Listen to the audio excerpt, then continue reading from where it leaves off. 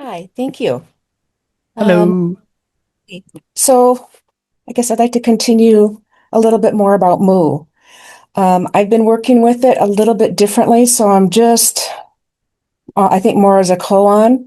And so I just want to see your thoughts if it sounds like I'm on the okay with it and any other pointers that you might have. So I'd started out with it working it more like, what is Moo or Moo? And I did some reading just to like understand. I mean, I don't speak, I think it's Chinese, just the word. I don't even know what the word means. So I was looking that up and I came across when it was talking about the story, the koan that is something along the lines of a monk goes to the teacher and says, "Does a dog have Buddha nature?" And the teacher says, "Moo." And um, one of the interpretations that I read somewhere was something like wrong question. And that just really hit me. Like that's not an answerable question. Like maybe there's like it's assuming that a dog is a separate thing that could have or not have Buddha nature, something like that. But that it's a not answerable question and it just kind of stops me. The brain kind of stops. There's energy stuff that happens. Chakras kind of open and thinking really settles down. Um, and so I feel like as I work with that, I mean, there's definitely energetic stuff that starts going on with that.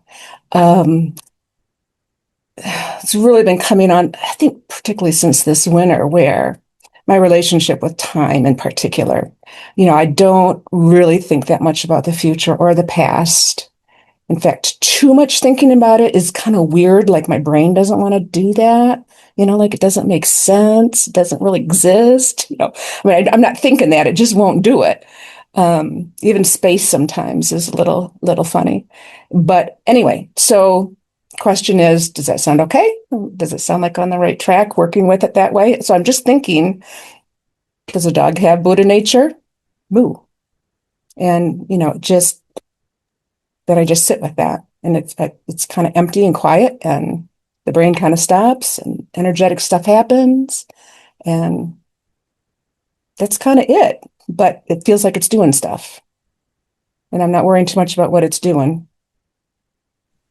All right. Monica, do you want to start? Or would you like me to? Yeah, I'll just share that sounds good. This like the stopping that the mo is that the koan is meant to kind of point you towards. What Angela, that was just such a masterful pointing for the last person. Just like, you have to keep drilling into it if you have this this tendency to go up and try to manage stuff. He's like, no, just take that energy, go back in. But you're seemingly from your report, it's like you're going in and it's just this, it's just moo, right? So just continue to stay with that open moo-ness, and yeah, um insight will reveal itself to itself. So you don't really need to worry about what will happen. Just continue to stay with it, and yeah, it will happen on its own. Thank you. Yeah, I agree totally. You're you've done well, not to put it in terms of like um progress, but like 95% of moo is just realizing that all the ways your mind tries to work with it are just not what it is at all. That's just not the right practice. Once you realize that, then it's just a matter of um deepening the clarity, deepening the surrender to just that, just this, just move. And I also like how you dialed in a little bit. You found your own way into it. You went and read on it and whatever turning word worked for you, you recognize that it worked for you. You didn't go, oh, that was cool, and then start thinking again. You realized, oh, that's my catalyst. That's perfect. So drop right into that.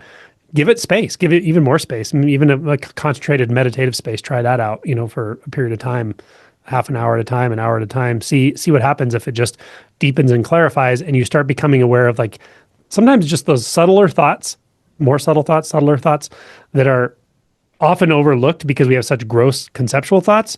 You start to see, oh my gosh, even the sense that I'm sitting here is a thought. Even the sense that I'm curious is a thought. Like I don't know what it'll be for you, but you might notice these subtler layers that'll also drop away as that moo just concentrates into just moo, just moo, just moo. Yeah. Or for you, it could be just whatever's pointed to with wrong question, or whatever it is. Thank you. Yeah. Thank you. Great question. All right. Let's go to Robert.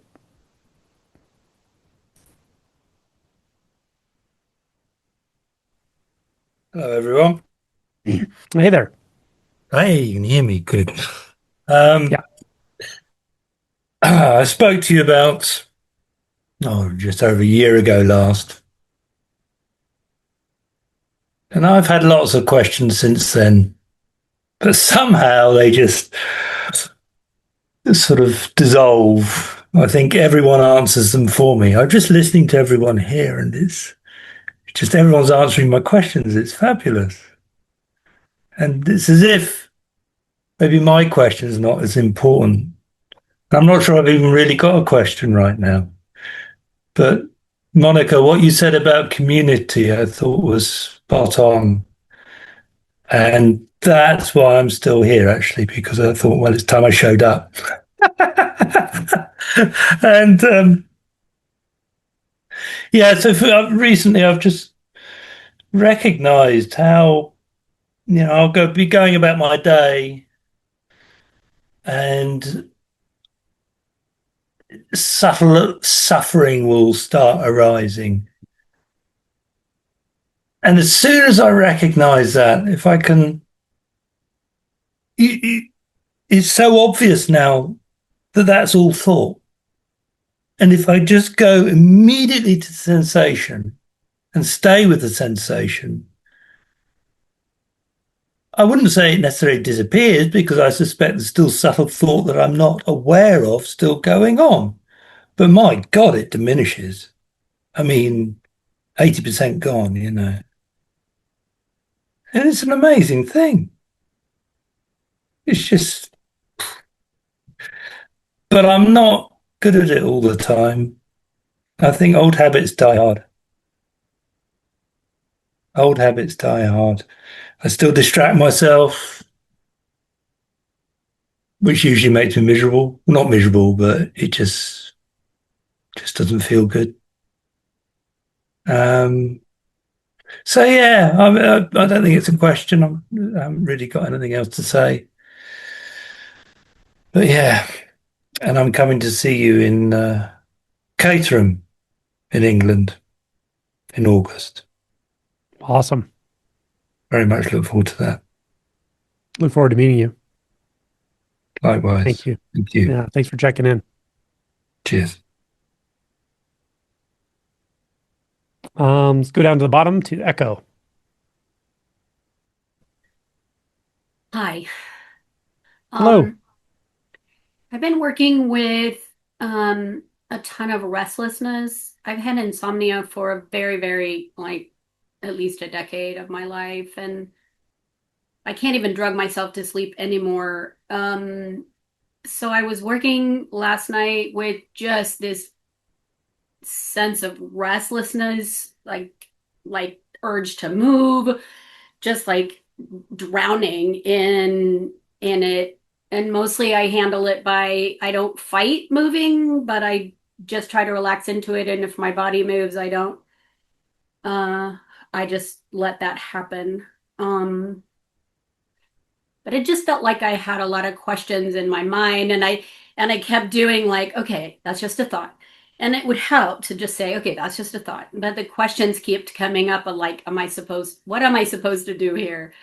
And I just kept dismissing him. And I woke up this morning. I probably stuck with it for a couple of hours before my mind told me it was too unbearable. And I put on a video. I woke up this morning and things seemed brighter and more free. And so that seemed encouraging. But I think that, like, for me, that that restlessness has been there. I just didn't recognize it as restlessness, and I didn't recognize it as something that might be coming to my aid. So I want to do well with it, I guess. And I don't know what that looks like. And immediately that's like, okay, I want to do well with it. That's just a thought. But open to feedback. Gotcha. Monica, did you want to start or would you like me to? Yeah, I can start. Yeah, there's like many different ways you can work with restlessness. There's not just one way. But I like how you're sharing that I like how you said you want to do well by it. Like there's this sense of kindness that you're bringing into it towards yourself and towards understanding that this has been here for maybe perhaps a reason. So the sense of like, yeah, I want to honor this and my experience. I think that's really important.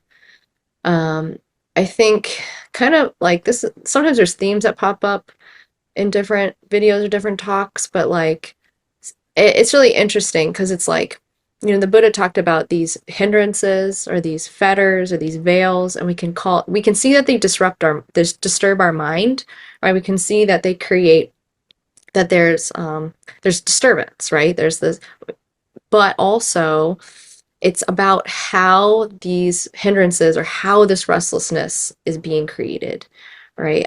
Kind of, I feel like what Angela was talking about earlier, it's like we're looking at the pull rather than maybe the actual experience. Because we go into the experience with restlessness, it's so uncomfortable. We're like, oh, I can deal with this for a little bit, and then, oh, I have to get out of it, And so it's like, I feel like looking at how the restlessness comes up in terms of like how it feels in our body, what adds to it, what makes us feel more restless, like how are we adding to the restlessness, and what happens when the restlessness decreases, what feels like relaxation in the body, right? And because the restless habit has been going on for many years, there might just be really small windows initially where you feel after a little bit of meditation or maybe a walk where you notice like, okay, yeah, I'm moving, or yeah, there's still thoughts, but the restlessness was at like an 8 and now it's more like at a 6, and so you can see that there are levels to the restlessness and it's not just a constant all the time. It fluctuates.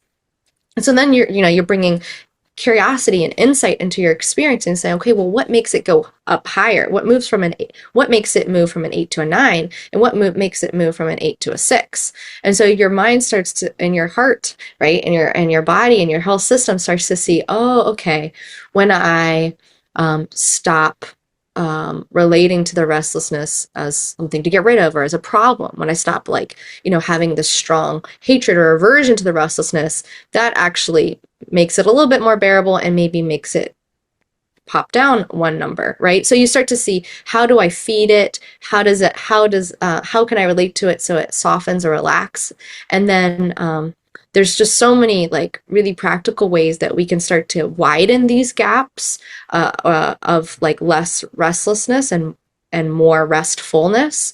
And for me, I find that it's the practice of meditation. Ideally, what worked for my body mind is orienting to the relaxation, these little small improvements, and appreciating them even when they're really small, because they might be called like little glimmers of relaxation, but your mind starts to see like, oh, I can trust this. I can trust letting go of this restlessness. I'm still safe. I'm still here. Nothing horrible happened when I let go of the tight energy in my body.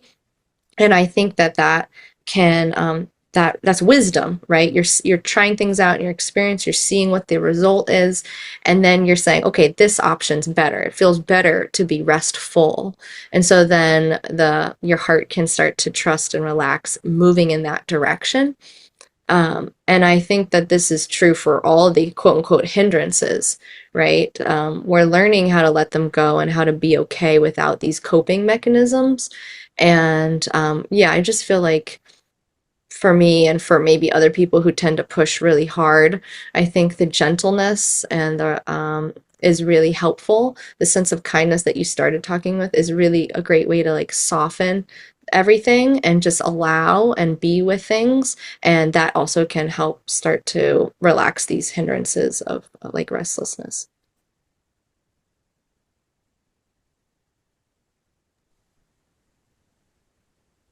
I think that was a pretty complete answer. I don't really have anything to add.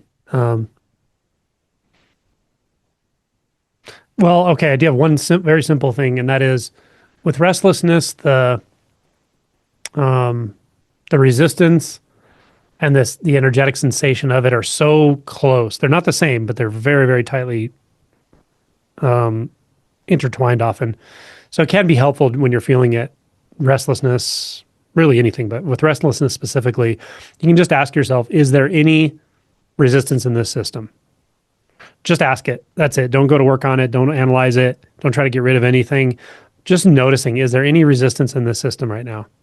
And sometimes that'll just make it 1 degree less intense or something, or a few degrees less intense. But by getting in the habit of just noticing, because you're just really trying to notice something that has ever since you were probably even before you formed an actual self, there's two things that have been so tightly wound or together, and they're like the personal life force and just that sort of energetic uprising that is just the animating force of everything. And they're not quite the same thing, but there can be a resistance pattern that gets built into it over time, especially with the self structure.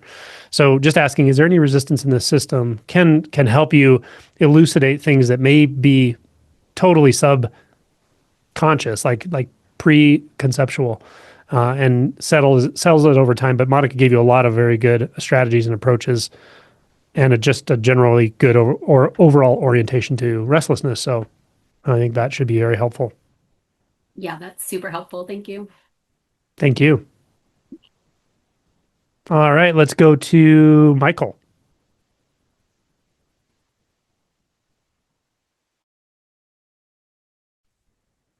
Hey, thank you. Cool. Hey. Yeah, can you hear me all right? All right, cool. Yeah, so one of the questions that's been on my mind is where your channel is so clearly focused on like very directly on awakening and pointing people to it. What sort of resources you might actually point people to for conventional life or non-awakening specifically? And I know you talk about shadow work. I'm still a little, I feel like on the one hand I've done a lot of it, on the other hand I still don't know what it is, or or I get a sense I could do a conventional lifetime of shadow work and like not actually live real life.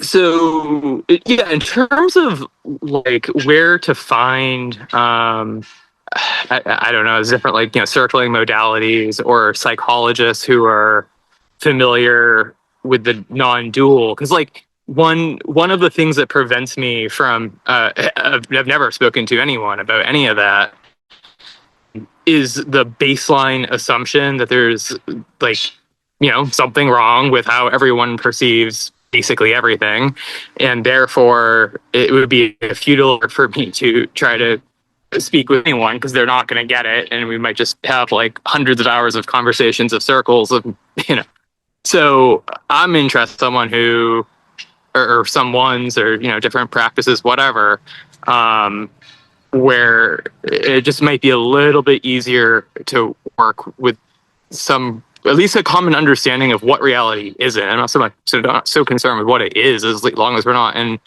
agreement with this like conventional dream.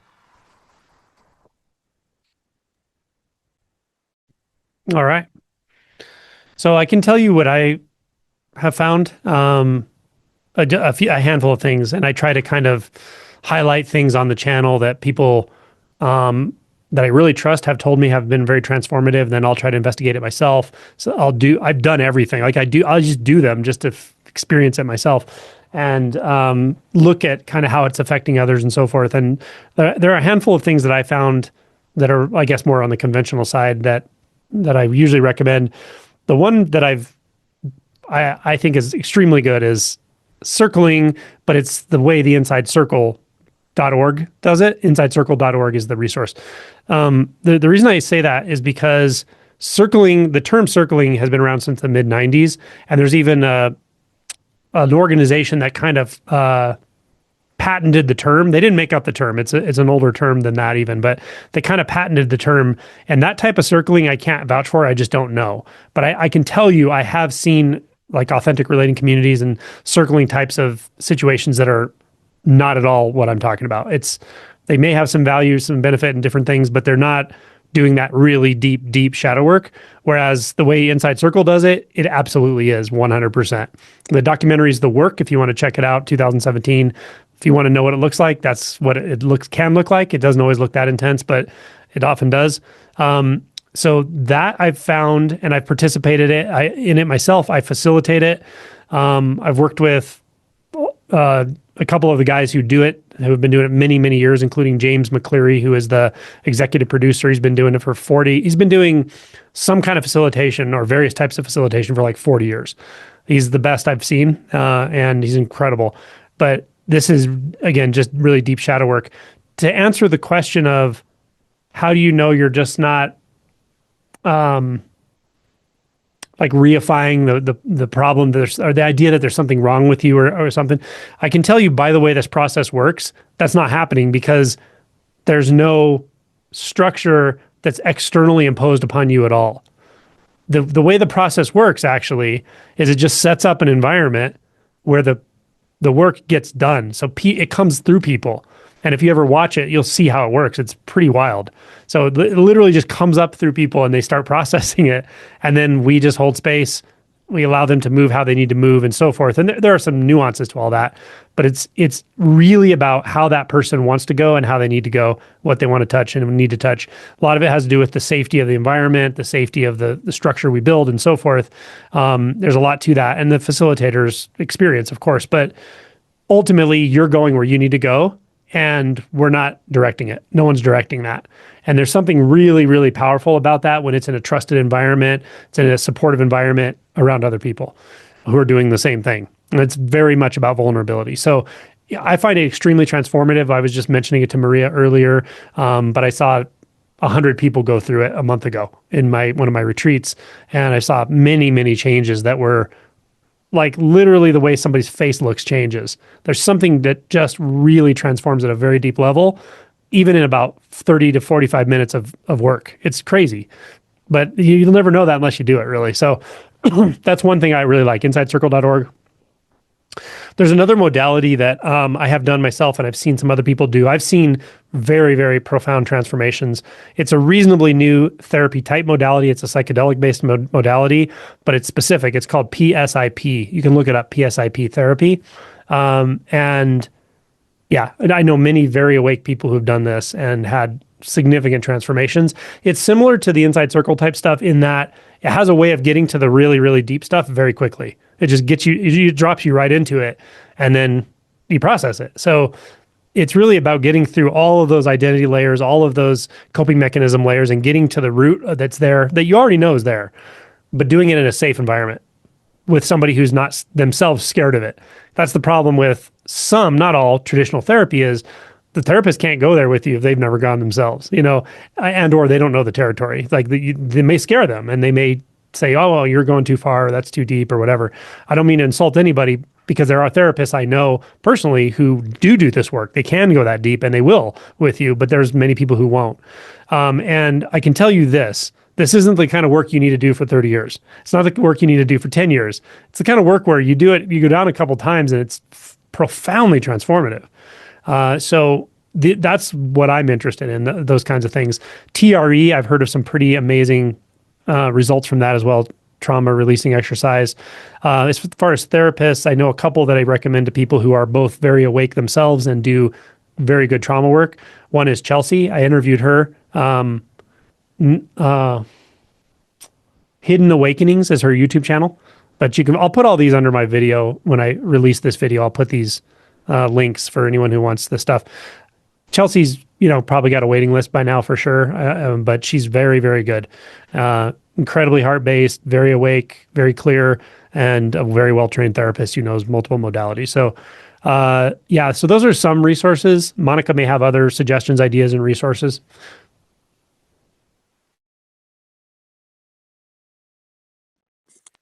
I think that's a complete answer also. I'll just add though that You said something, Michael, that sounded like a little bit of an assumption, so I just wanted to kind of poke on it just to see. Um, I think there's this tendency to think that, oh, I'm on the spiritual path and everyone else who's not doesn't really can't relate to, understanding that this is a dream, or that, that really that this is all that we have is this present moment. But I think, Angela's talked about it a lot, and I've also had this experience where when you talk and orient and live from your heart, from this awakened heart, this embodied awakeness that's now, you're able to connect with people on a much deeper level than with the intellect. And everyone can be our teacher. Literally everyone has something to teach and show us, even if they're not on a spiritual path. And if you're orienting to that, to your own awake nature, you will connect with them on some level in that way, whether they realize it or not. And no, I know it's like slightly an aside from what we were talking about in terms of like circling and more of these practice-based approach, but I'd also really encourage you to like integrate this into our daily life, seeing how we can meet all of our relationships from this way. And you might be surprised with what opens to you, or what you're able to hold space for other people too, in terms of how you orient to your own awakening.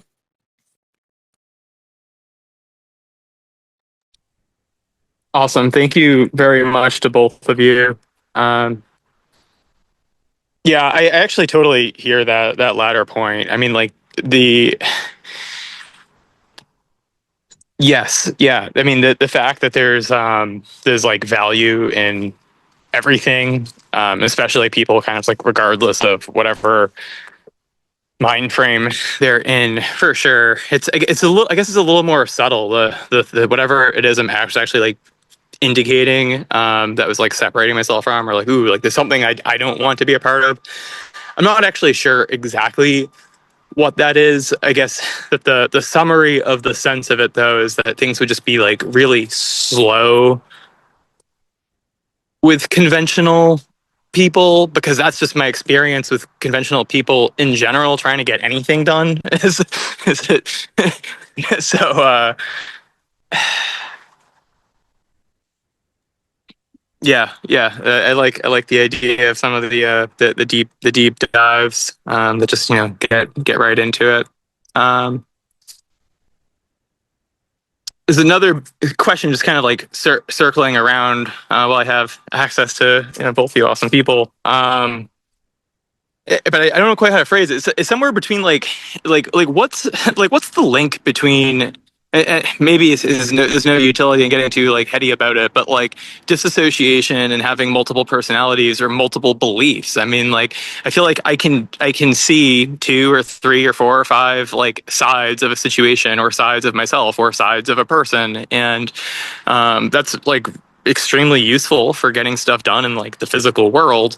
But if I don't actually like identify with any of them, or if I just can like identify with one after another, and I can even be aware that I'm just identifying with one after another on a scale of minutes or hours or months.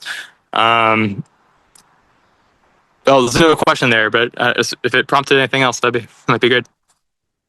Yeah, my sense of that is, yeah, I don't want to go into like too much detail of human psychology, although it is fascinating. I just don't want to take the time to do it here. But this is an area of interest to me. And so for instance, modalities like internal family systems, it focuses on the fact that we do have different aspects of our personality character that were developed at different stages of life and influenced by our parents and so all of it, and traumas and so forth.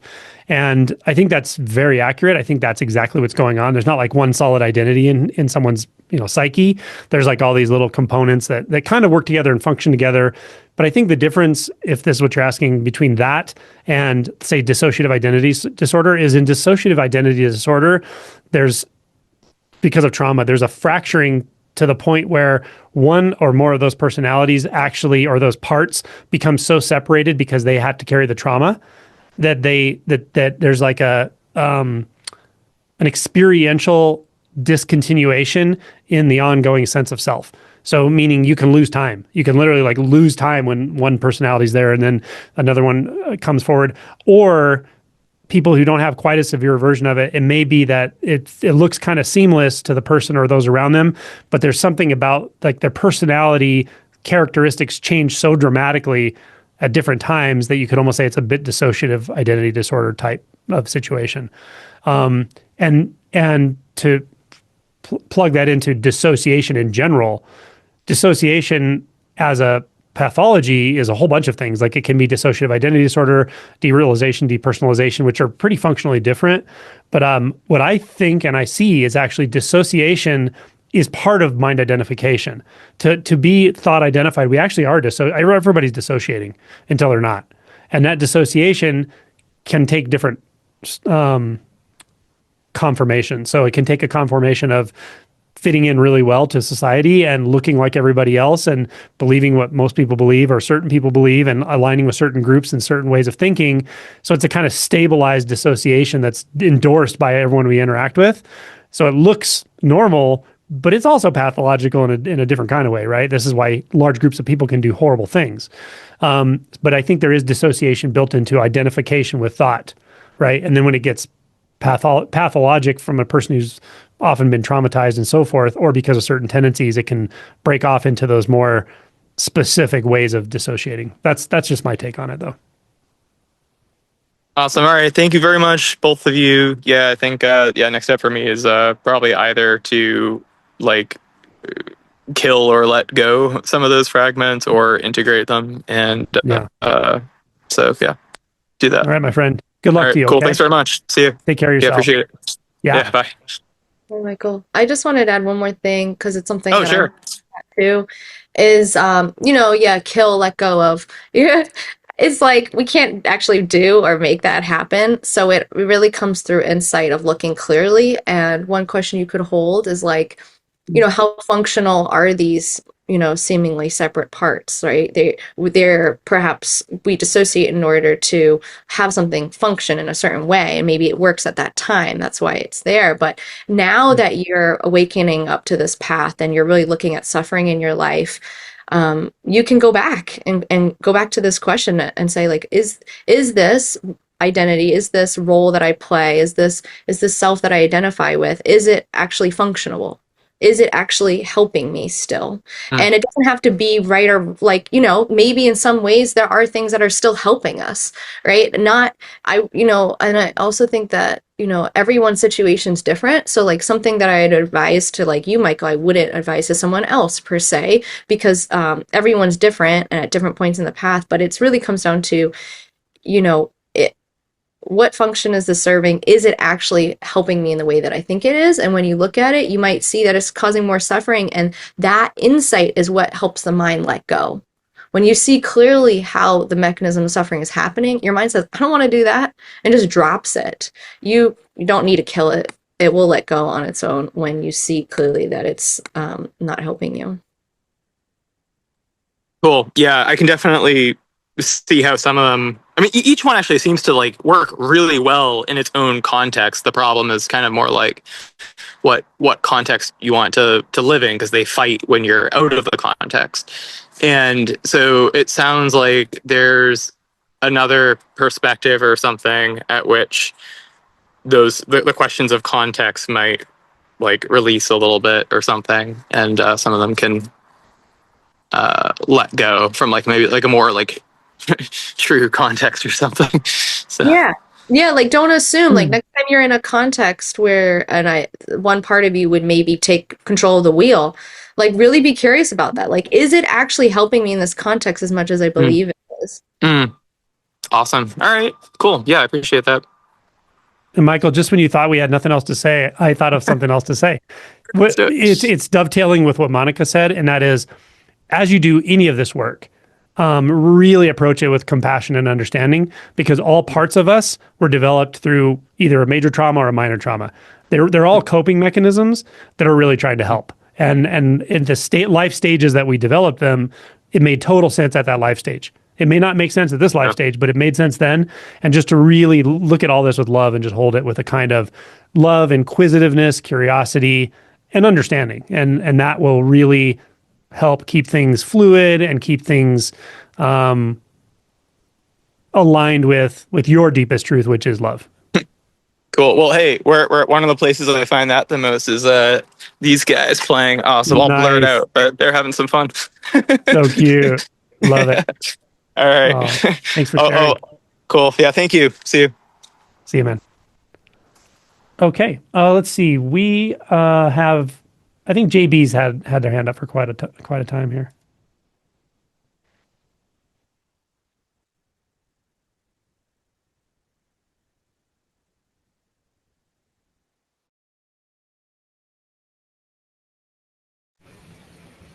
Hi, Angelo. Hi, Monica.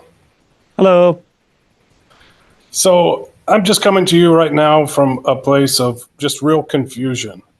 I've been just basically trying to orient to the present moment, just like I am right now, which seems so obvious, but it's because I've had a couple of experiences like in the shower or washing dishes when I wasn't really practicing at all. I was just clear. And then all of a sudden it was like this expansive, more like almost more bright. I don't really know how to put it into words, but this just knowing of I am right now, which is clearly always already the case, but it doesn't always feel like that. So I've just, intuitively, it just feels like maybe orienting to that is my best practice right now. I've been working with TRE just because I feel like there's some dissociation just from past traumas. Like I just feel neutral all the time. Sometimes there's like heaviness in the heart space that just feels like angsty. Like I just kind of want to crawl out of my skin. But when that's not there, it feels like just neutral. Like I'm at a 5 out of 10. It doesn't go above that. There's never any joy or happiness. So I've been working with TRE to try to work with that. And my teacher said she senses some awakeness with me, like I've already had an awakening or something, which really confuses me even more because I still very much feel like a separate self on a timeline, although I know that this moment is all that really exists. It's all that's ever really existed.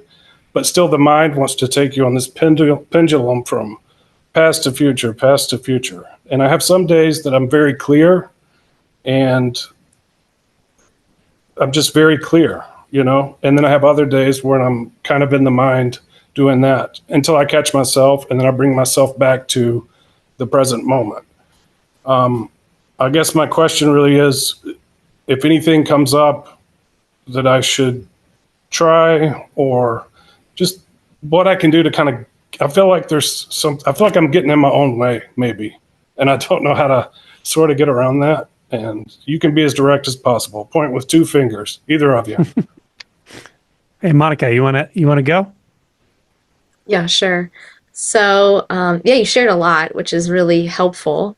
Thank you, JB, for just being honest and vulnerable.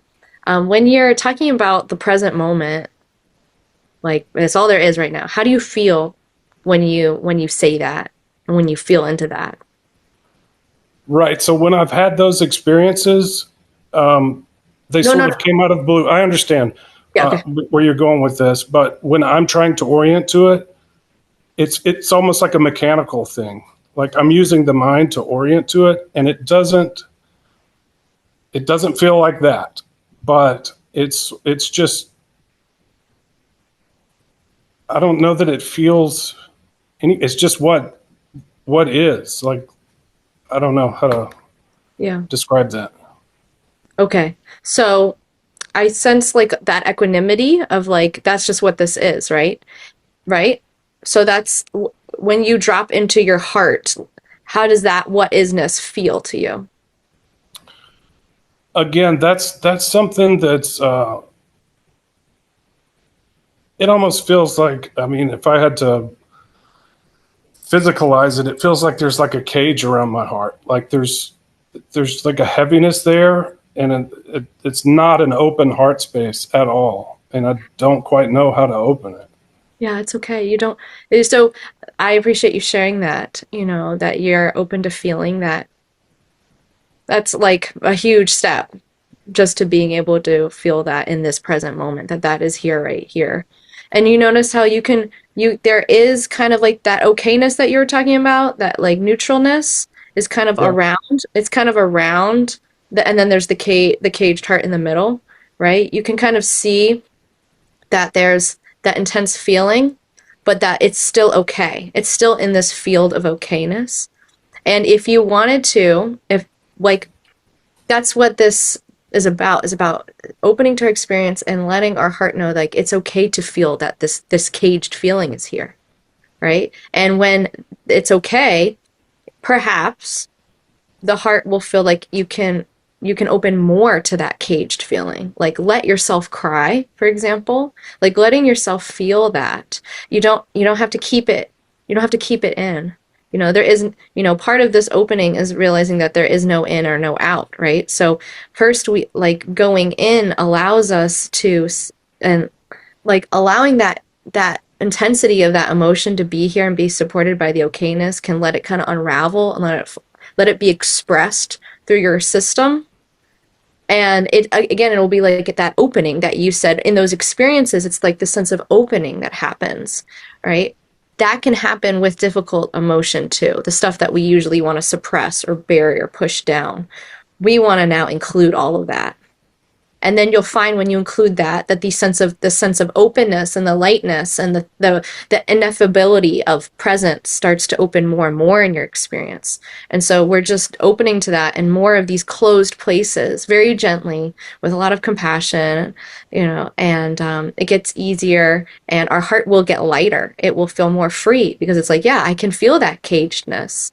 And so I appreciate you answering the question, but a lot of this when you're working at this level is just feeling. You don't have to think about it. You don't have to, as you're talking about, you don't have to reference an experience in the past or in the future, compare it to it. Just like letting yourself open to that experience right now, what's present here for you, it will, yeah, it's whatever's here is okay. And it might be difficult. It might be intense. It might be, and you don't even have to label it. You can just feel it. Let it be expressed. And I find that you can get very simple with this at this point. I heard some in what you were saying, a little bit of confusion, a little talking back and forth to your teacher. Like let all that go. Just like enter into, you're doing TRE, right? The sense of embodiment, but also letting these emotions flow through your body, I think will really be supportive to your path. Okay, thank you. Yeah, I've tried to sort of feel into it and just sort of let it be there. And whether I let it be there or not, it's just there. And it just never seems to be any different. I would just love for, just one moment to feel some joy that, I hear referenced so much in this space, but I don't know. JB, you And want to I explore have a it hard now? time. Sorry. You want to explore it right now? Absolutely. Okay. Where are you feeling it? Where are you feeling this in your body right now? In my heart. Okay. Put your attention there.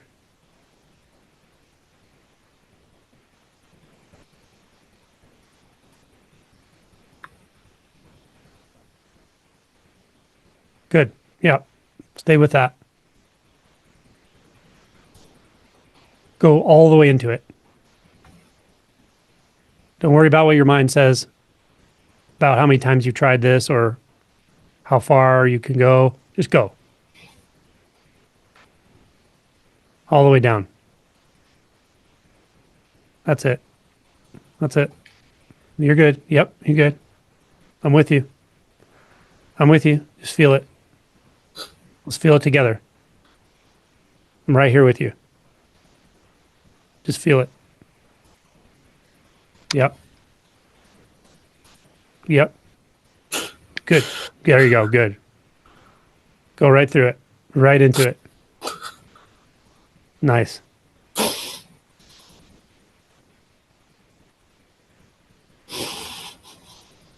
Good.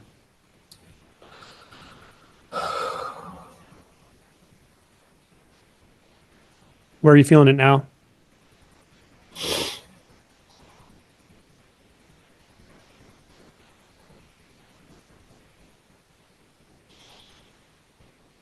Good. Just stay with whatever's happening. Is your mind saying anything? Any words? No? Good. Perfect. Does it feel like your breathing is smooth? Or does it feel constricted? Smooth. Good. Just stay right in this experience. Are you able to stay right with your body sensations right now? I want you to ask your body sensations a question. Where's the joy? Don't let your mind answer it. Just ask, where's the joy? Just stay right with the sensations.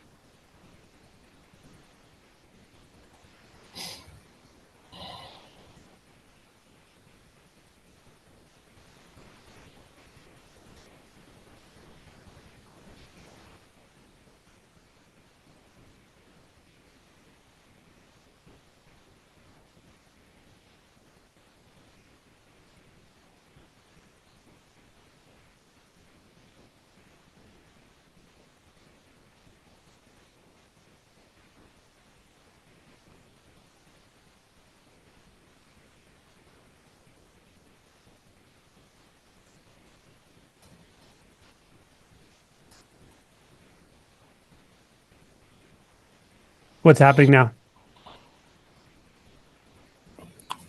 Neutral. Neutral. Okay. That's one wave. One wave. Next wave will go. The next wave would go deeper. This is how you do it. You can find someone to do it with. You can do it relationally. Why are you smiling? I really appreciate that. Yeah. What do you feel? What do you feel right now? I feel like I've lightened a lot of the load. What emotion is that called? Joy. Yeah, there you go. It's there. Feel it. Feel it. Feel it as fully as you felt the other stuff. That's a pretty genuine smile. Yeah. Awesome. Thank you. You're welcome. You know how to do this. Your body knows how to do this. Good man. Appreciate you. I appreciate you both.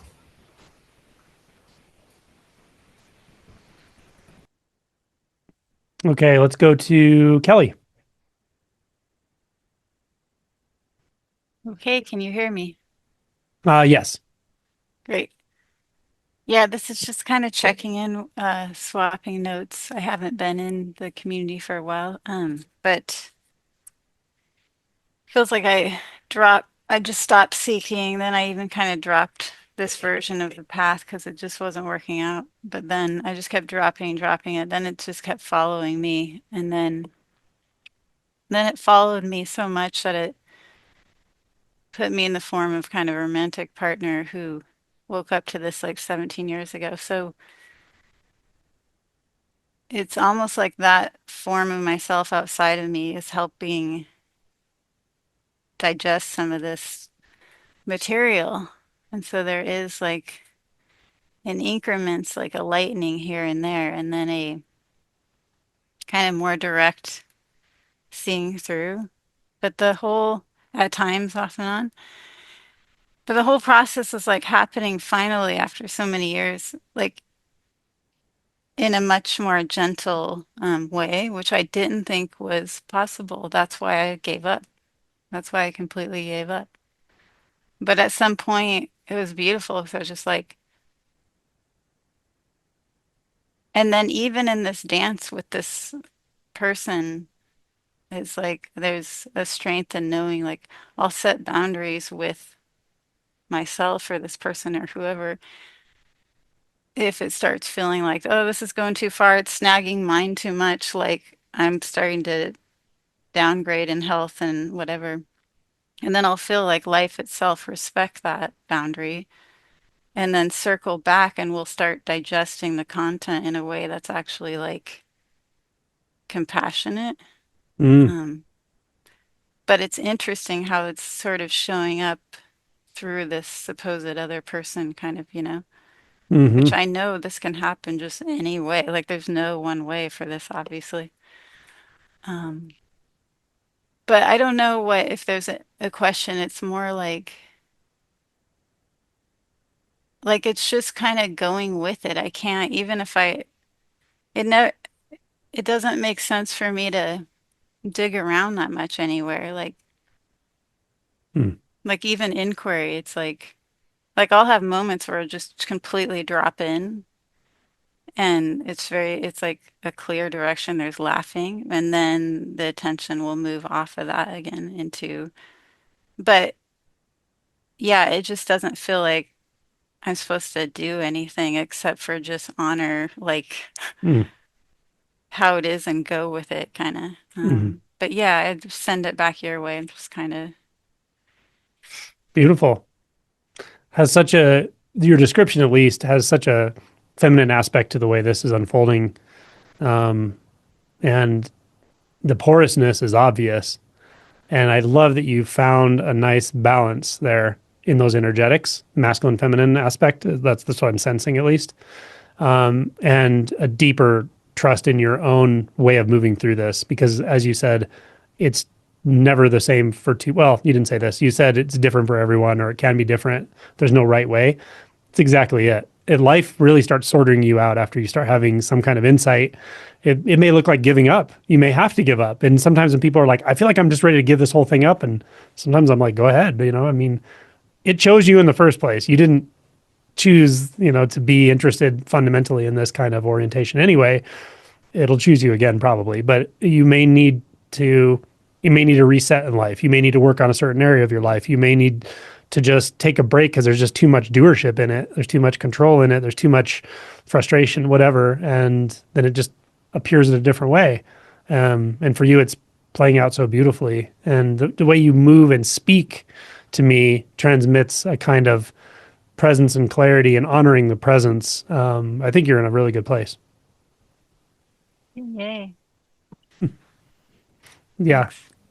Monica, what do you think?